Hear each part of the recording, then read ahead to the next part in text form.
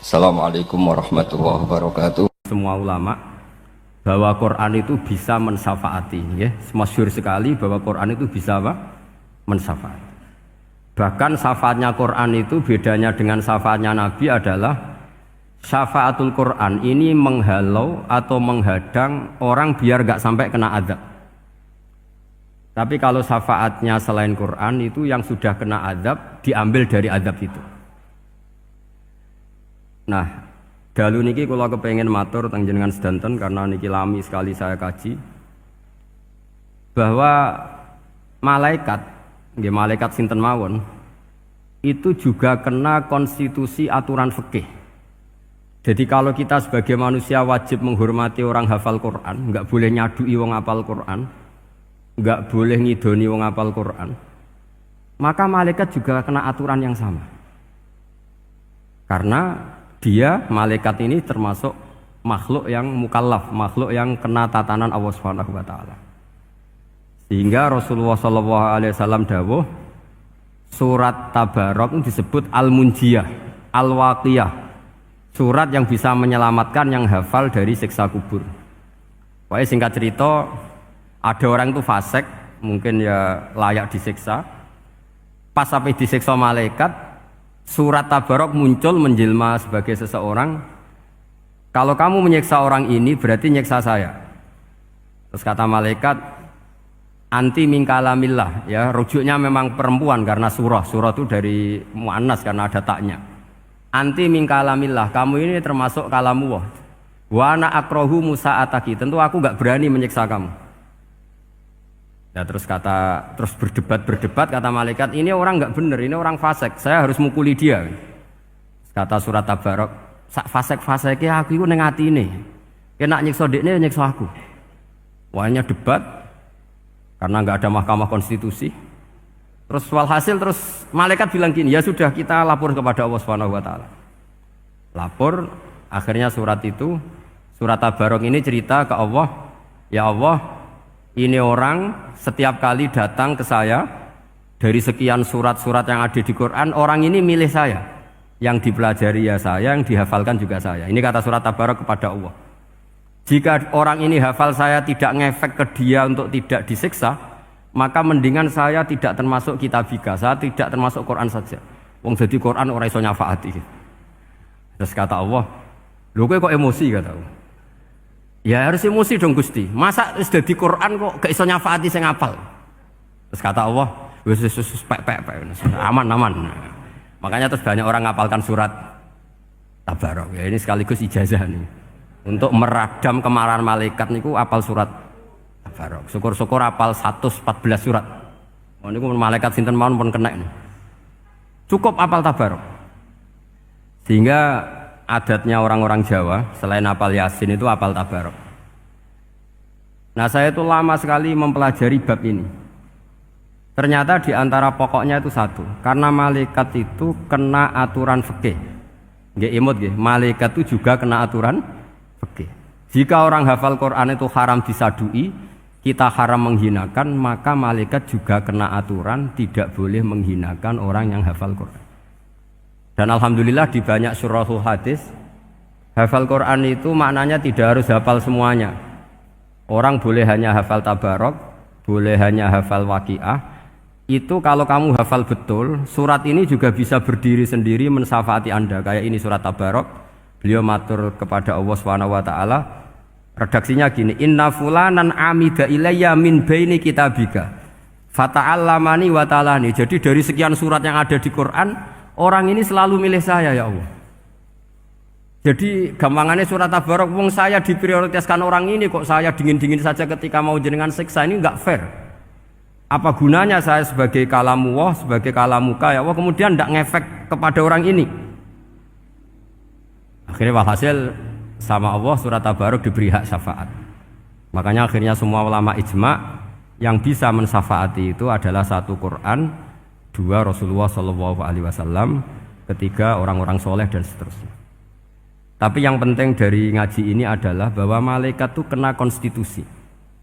Makanya saya punya ijazah untuk jenengan. Malaikat itu bisa diteror, sampean tenang saja. Malaikat itu bisa diteror, bisa dibully. Masyhur itu di cerita Nurul Dzulam, karangannya Syekh Nawawi. Sayyidina Ali yang mbahnya Habib Ali ini, Sayyidina Ali bin Abi Thalib. Ya jadi Rasulullah kita tahu punya menantu yang top alim alamah namanya Sayyidina Ali. Sayyidina Ali ku yang menuso. Jadi dekne ku iseng kepengin roh Umar ku wedi. Mergo mangkel. Wong kok ning donya anggere wong tau disentak iku kepengin roh Umar disentak. Wong sak urip-uripe nyentak. Wong. Walhasil Sayyidina Ali ketika Umar wafat, beliau berdoa, ya Allah saya beri kasef supaya ngerti Umar sing mletene ngono anggere wong disentaki wani gak nyentak mungkar nakir. Mau itu tok tujuannya. Nah, karena Sayyidina Ali itu orang yang luar biasa, walhasil dituruti oleh pangeran Kasef. Wasef melihat mungkar nakir datang itu matanya kalkidril ghali kayak apa panci yang menganga. Oh seru. Umar baru bangun dari kubur. Sayyidina Ali sebenarnya ingin melihat kalahnya Umar sebetulnya. Niatnya itu ingin melihat kalahnya Umar. Ternyata Umar tersinggung, langsung berdiri. Hei malaikat, kamu itu harus punya akhlak. Kamu tahu saya siapa? Saya ini temannya kekasihnya Allah. Yang diandalkan temannya bukan dia. Jadi boleh lah neror malaikat itu boleh. Kamu tahu saya ini siapa? Saya ini temannya kekasihnya Tuhan, kekasihnya Allah. Ya ke sapa? Kancane Nabi Muhammad. Itu panik mungkar nakir. Panik terus matur Allah, ya Allah ini ada orang yang saya teror malah saya diteror. Siapa dia? Umar, temannya kekasihmu. Kata Allah, yo kowe iku yo sing di akhlak sithik, mosok ambek kancane Nabi gitu. Semenjak itu terus sopan, ya Pak mungkar nakir. Tapi Sayyidina Ali gagal ngelihat Umar kalah. Padahal cita-citanya kepengin Umar itu sekali-kali kalah.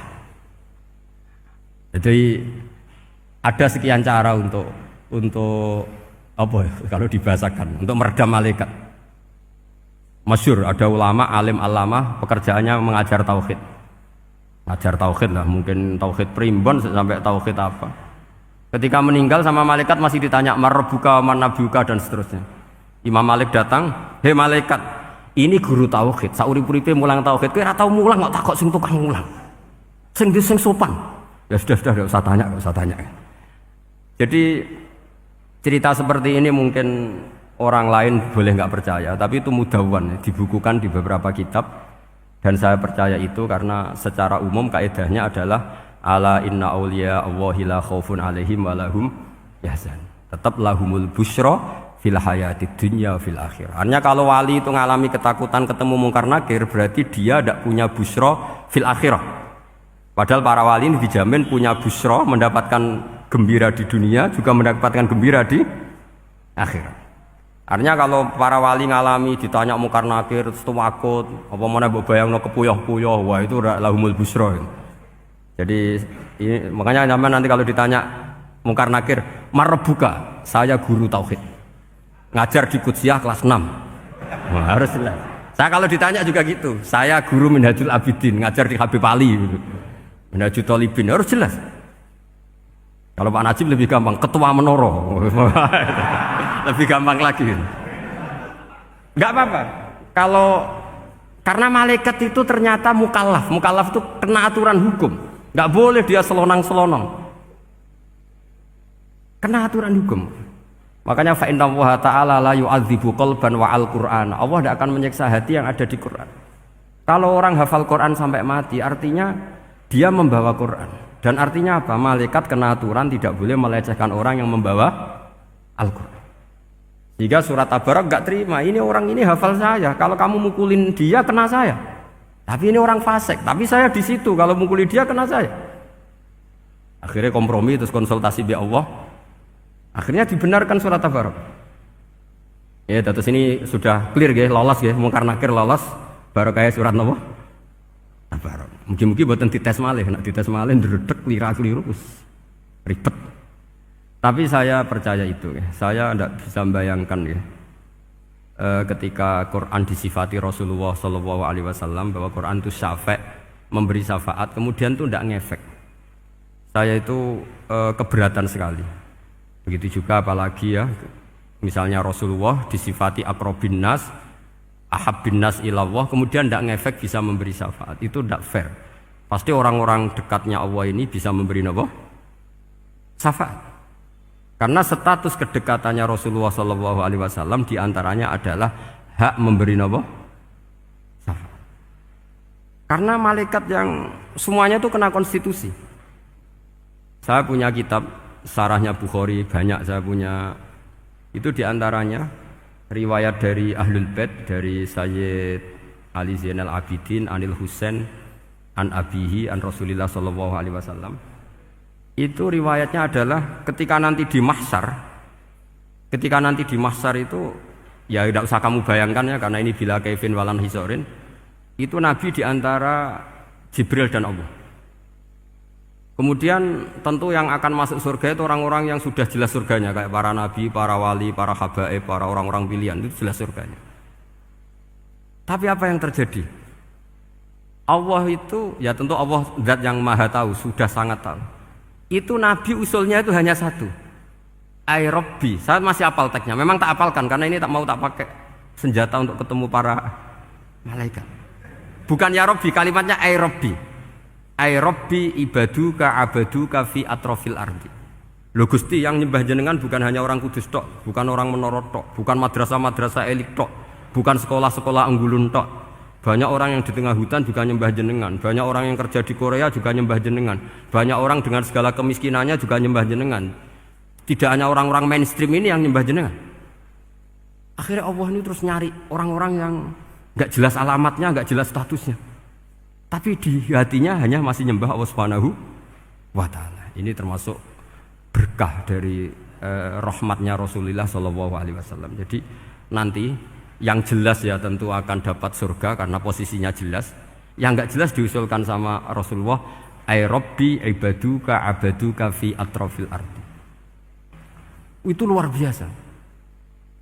Saya pernah ke Korea itu haru karena di sana ya ada yasinan, ada dibaan. Padahal kerja di negara ateis. Itu kalau mereka sholat, itu nyuri-nyuri waktu makan sholatnya itu di kamar mandi. Ya jangan bayangkan kamar mandinya kayak di sini yang sempit juga. Kamar mandi di kota-kota itu kan mungkin lebih bagus dibanding kamar tidur jenengan. Kayak di hotel-hotel itu kan kalau santri so ngantuk. Saking mewahnya jadi bisa. Kadang ada yang tanya, mosok Gus kamar mandi nek gue sholat mau cuwilik. Iwak kamar mandimu ini kamar mandi. Ya sering do tanya saya itu sholatnya sah apa enggak? Sah, semuanya gitu tak jawab sah terus. Dan itu yang nanti diusulkan Rasulullah sallallahu alaihi wasallam, ai Rabbi ibaduka abaduka fi atrofil ardi. Di luar orang-orang yang mainstream itu ya Allah, banyak orang yang menyembah jenengan. Saya tuh pernah nangis ketika di Bandara Jakarta ketemu orang wireng, serai melarat, jelas melarat. Wireng wis. Niku ketemu saya cium tangan, Gus saya ini itu habis dari Selandia Baru. Kerjanya dia itu ikut mancing gitu, mancing ikan tuna di Selandia. Kalau saya di tengah laut itu sampai 2 bulan. Hiburan saya itu hanya ngaji jenengan lewat YouTube. Coba orang di tengah laut ngaji. Wah, itu seneng pojok bumi. Jadi ini umat Rasulullah sallallahu alaihi wasallam. Makanya kalau suwun jenengan yakin saja terhadap syafaatnya Quran karena semua malaikat itu kena aturan. Di antara aturannya adalah tidak boleh menyiksa orang yang di hatinya ada Al-Quran. Fa innallaha ta'ala la yu'adzibu qalban wa al-Qur'ana, karena Allah tidak akan menyiksa hati yang ada di Quran, yang ada Qurannya. Sehingga mriki jelas gini riwayat saking Ibnu Katsir, supaya kula percaya apalagi ini didhawuhkan Rasulullah sallallahu alaihi wasallam bahwa surat Tabarok adalah disebut munjiyah, penyelamat, juga disebut waqiyah, penjaga.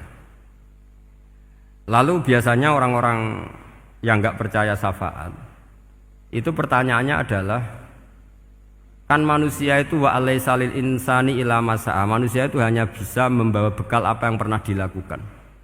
Itu dijawab oleh ulama-ulama kita ahli sunnah wal jamaah. Entah perlu ditambah An-Nahdliyah apa enggak tahu saya. Saya ini kata orang banyak termasuk pengurus PBNU, tapi saya itu tetap enggak pati srek. Kalau ahli sunnah saja, tidak usah ditambahi An-Nahdliyah. Karena nanti malah enggak global ini, ahli sunnah kok lokal ini jadi ribet. Ya tapi kalau kita di Indonesia ya ditambahi An-Nahdliyah tidak apa-apa. Karena mau tidak mau memang dalam hal ikramus sahabah mungkin kita dengan Wahabi itu sama-sama ikramus sahabah. Tapi dalam hal percaya wasilah kita ini ada miripnya dengan Syiah, karena Syiah percaya wasilah, NU percaya wasilah. Tapi dalam bab ikramu kulis sahabah beda kita dengan Syiah. Fa innas Siyin itu ada sahabat yang dihormati, ada yang enggak. Akhirnya terus kita karena itu terus bikin ahli sunnah An-Nahdiyah, karena Wahabi itu ya ahli sunnah tapi enggak percaya apa? Wasilah. Ya katanya gitu, kata para pakar-pakar. Saya sendiri hanya nirukan, saya enggak punya kepentingan untuk menganalisis itu enggak. Karena pertanyaan di kuburan itu ya gampang, nanti marobuka, manabiuka itu gampang lah. Tapi ada KNU juga, ada nanti Gus pertanyaannya, wama jamiyatuka. Waduh ribet itu, lama-lama wama hizbuka, partai kamu apa? Ribet kan kalau semua orang kreasi nambahin, malah ribet kan. Tapi lewat ngaji ini saya pastikan bahwa surat Tabarok itu luar biasa. Terus saya teruskan. Wa qad rawat Tabrani wal Hafidz Ad-Diya al-Muqaddasi min tariqi Salam bin Sadrusih qala Rasulullah sallallahu alaihi wasallam suratun fil Qur'ani khosomat an sahibiha hatta adkhalathul jannah. Jadi ada surat di Quran yang mati-matian membela yang hafal sampai surat itu memasukkan orang itu ke surga, yaitu tabarakalladzi biyadihil mulk. Ini yang An Ibni Abbas yang qala daraba ba'du ashabin Nabi sallallahu alaihi wasallam khiba'u ala qabrin wa wala yahsibu annahu qabrun. Fa idzan qabru insanin yaqra'u suratal mulki hatta khatamaha. Fa atan Nabiyya sallallahu alaihi wasallam faqala hiyal mani'ah hiyal munjiyah tunjihi min adzabil qabri. Jadi ada sahabatnya Nabi karena kemalaman dia bikin tenda di kuburan. Dia enggak ngira kalau itu kuburan. Ternyata di situ ada orang Sohibul Qabri ini baca surat Tabarok. Baca surat Tabarok. Kemudian peristiwa itu dilaporkan ke Rasulullah. Jawabnya Nabi apa? Memang surat Tabarok itu al-mani'ah, yang bisa menghalau atau menolak azab. Terus hiyal munjiyah, memang surat Tabarok itu menyelamatkan tunjihi min adzabil qabri, akan menyelamatkan orang itu dari siksa kubur. Ikut ke sekolah. Wa qala Tabrani haddatsana Muhammad bin Hasan. Terus qala Rasulullah sallallahu alaihi wasallam lawadittu annaha fi qalbi kulli insani min ummati. Karena keramatnya surat Tabarok seperti itu, kata Nabi lawadittu pakai lam taukid. Yakti seneng ingsun annaha di surah yaitu Tabarok fi qalbi kulli insani min ummati. Karena keramatnya surat Tabarok seperti itu, saya suka kalau semua umat saya itu hafal itu. Nah, alhamdulillah barokahnya didikan para kiai, para guru, hampir semua kita ini hafal surat Tabarok. Daripada yang kampanye harus hafal Quran semua, ya sudahlah, ini al-maisur la yaskutubil maksur atau ma la yudraku kulluh la yudraku kulluh. Jadi saya itu punya santri orang Sulawesi. Itu dulu guru gitar. Santri di Jogja, dia dulu sekolah kesenian di Jogja terus jadi guru gitar. Saya ini kan kiai fikih. Saya mazhabnya sama dengan Pak Najib, termasuk ngaramkan gitar saya ini. Mau tak haramkan kok ora gelem ngaji malah ribet, tak halal ngomong gitar kok tak halal. Semeneng ae. Semeneng ae. Saya niru Mbah Mun, nek ono jawabane semeneng gak. Ya takok kadang, Gus, main gitar hukumnya piye? Kurang pegawean tak jawab. Halal tak haram, Gus? Kurang pegawean sejelas. Halal haram tak kok ribet. Tapi yang unik dari itu apa? Tiap tahun Bib itu datang ke saya setor surat Tabarok. Kadang ya setor 5 ayat, 20 ayat, sampai khatam. Naik pesawat dari Sulawesi. Gara-gara ngaji saya, sudahlah Gus, sementing aman. Jadi, aku ning donya wis main gitar, saya enakku, nak gak apal Tabarok bahaya. Gitu. Dia ngapalkan, apal betul, kemarin setornya khatam. Ya hanya untuk ngelawan malaikat saja, itu untuk ngelawan malaikat itu. Saya kok tertarik itu. Lah yang repot saya, Beb, saya kiainya ngajarkan itu tapi lupa ngajarkan haramnya yang gitu-gitu. Wah ya ribet ya, sudah lah, nanti biar virusi Allah Subhanahu wa ta'ala. Sudah.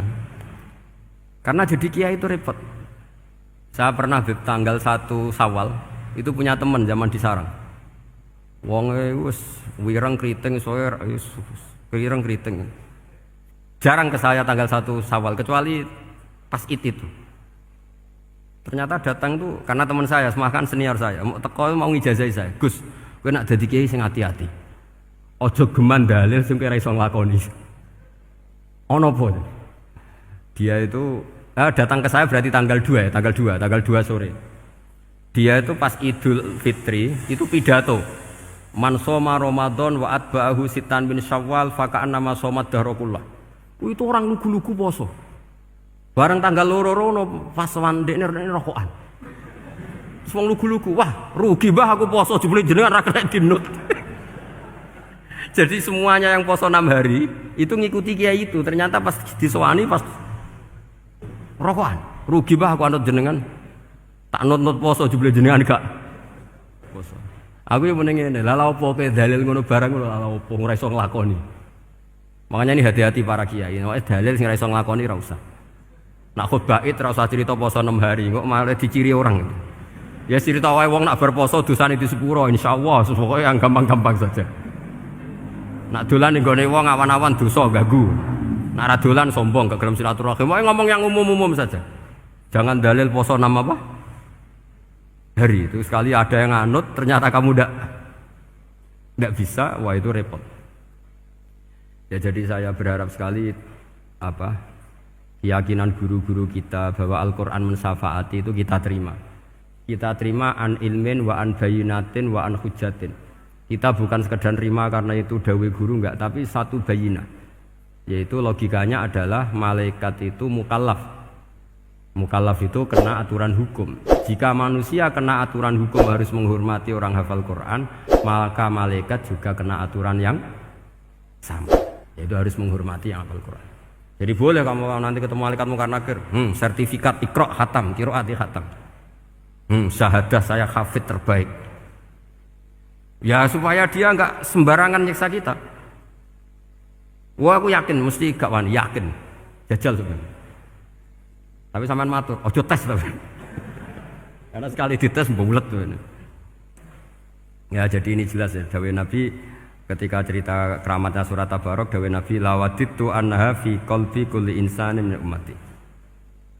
Waqat rawa hadal hadis Abdu bin Humaid fi musnadihi bi absato min hada. Faqala ada yang cerita lebih detail di riwayat itu fa innaha al munjiyah wal mujadilah tujadilu auto khasimu yaumal qiyamah inda rabbiha liqairiha. Nah ini lebih gampang lagi. Surat Tabarok itu mati-matian bela yang baca. Semoga riwayat ini yang benar, bukan li hafidhiha tapi liqairiha. Sampeyan milih riwayat yang hafal apa yang baca? Baca apa hafal? Baca apa hafal? Korupsi kabeh guys. Jadi ada riwayat itu tujadilu autu khasimu yaumal qiyamah inda rabbiha liqari'iha. Bagi yang baca tidak harus hafal. Wa tatlubulahu ayun jiahu min adzabin nar wa yunjiya biha utawayan sahibaha min adzabil qabri. Jadi surat ini akan mati-matian bela yang membaca. Tadi kan riwayatnya hafal, jadi saya terjemah hafal terus. Akhir-akhir kok ada diskon cukup baca ya ini tak ganti karena ini demi jenengan tak cari riwayat paling gampang. Sebetulnya ini enggak etis, kayak ilmu pesanan. Ya tapi ya sudah, memang ada riwayat apa? Liqariha. Akhirnya Nabi ya lagi-lagi menutup dawe lawaditu annaha fi qalbi kulli insani min ummati. Saya suka lawaditu itu pakai lam li taukid itu.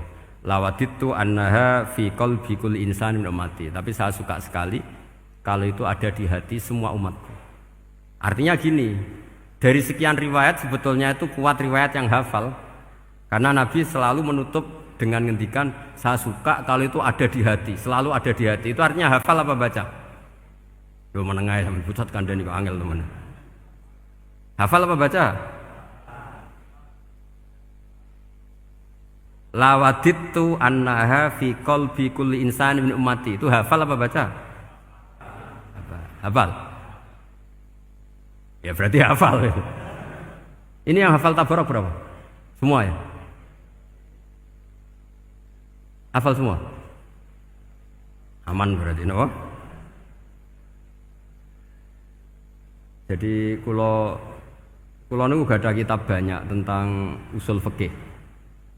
Sebetulnya kepentingan saya itu bukan masalah usul fikihnya, tapi kepentingan bahwa konstitusi ilmu, saya ulang lagi konstitusi ilmu yang difahami ulama ummati Rasulullah sallallahu alaihi wasallam itu ternyata fa innahu ta'ala bahabihim al malaikah. Allah itu bangga sekali dengan para malaikat. Makanya kamu harus ngaji usul fikih, ngaji apa saja.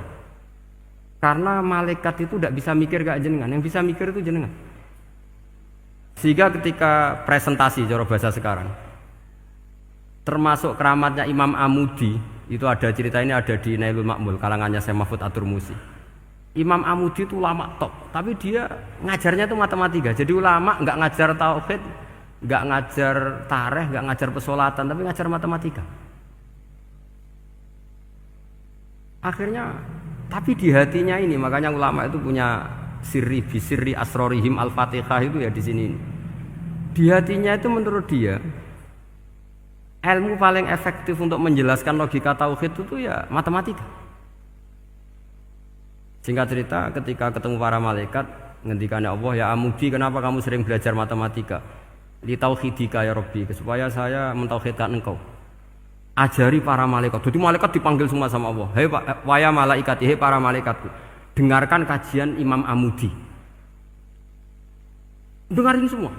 Dia nerangkan di bor hanya sedikit. Nisbatusnaini wa arba'atin wa khamsin sampai terus ilal wahid, semuanya nisbatul far'i ilal asli. Wes aku gawe angka cek 1 juta cek 1 miliar, tetep awalnya iku siji. Mbok donya jumlahe cek alam galaksi cek planet wes santek, tetep asal usule siji. Kabeh iku pengembangan nisbatul far'i ilal asli. Liyane zat sing wahid iku kabeh far'un, cabang mintil kal wahdah. Malaikat manduk-manduk kabeh ya, kabeh iku kok Allah. Jadi angka sebanyak apapun itu ya nisbatul far'i ilal asli. Jadi 2 ya enggak asli, yang asli 1. 5 ya sama, 1 miliar ya sama, 1 triliun semua. Berapapun jumlahnya bilangan, semuanya adalah far'un minal wahid. Terus kata Allah, "Oh iki lho ulama aku pinter tenan nerangno tauhid." Nah, malaikat kan monoton. Pokoknya wiridan sudah gitu dok. Akhirnya padahal malaikat ini pernah nggak terima ketika ulama itu masuk surga duluan karena kan wiridane lama malaikat. Tapi ternyata apa? Kata Allah, kowe wiridan terus wajar gak di nafsu. Manusa tak kei nafsu jek eling aku. Akal terbaiknya dipakai untuk saya kata Allah, yaitu untuk litauhidi, untuk mentauhidkan saya. Itu Imam siapa? Amudi. Jadi dia. Terus saya punya kitab, pernah ngaji sama Mbah Mun, namanya kitab Al-Husunul Hamidiyah. Itu ada ulama, itu ahli gambar. Gambar ya gambar.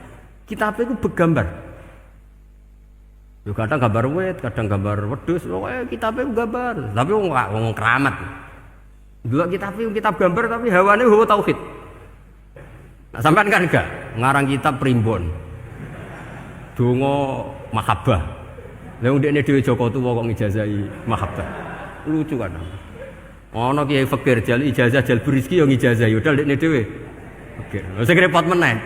Wong ndekne dhewe ra cerdas ngijazahi ilmu laduni. Ribet. Wong ndekne dhewe ra cerdas ngijazahi ilmu napa? Ternyata di akhir kitab itu dijelaskan gini. Fa inna hadhihi suwara, semua gambar ini awaluha min nuqtah wahidah. Awalnya adalah dari 1 titik. Jadi famadarul wujud adalah an-nuqtah, 1 titik. Nuqtatul wujud yaitu Allah Subhanahu wa taala. Mbok kowe gambar seruwet apapun. Wis aku gambar benang paling ruwet sing ra iso diurai. Awalnya 1 titik apa 2 titik? 1 titik. Makanya masyhur dalam dawuh para ulama, Quran dikumpulkan di surat Fatihah.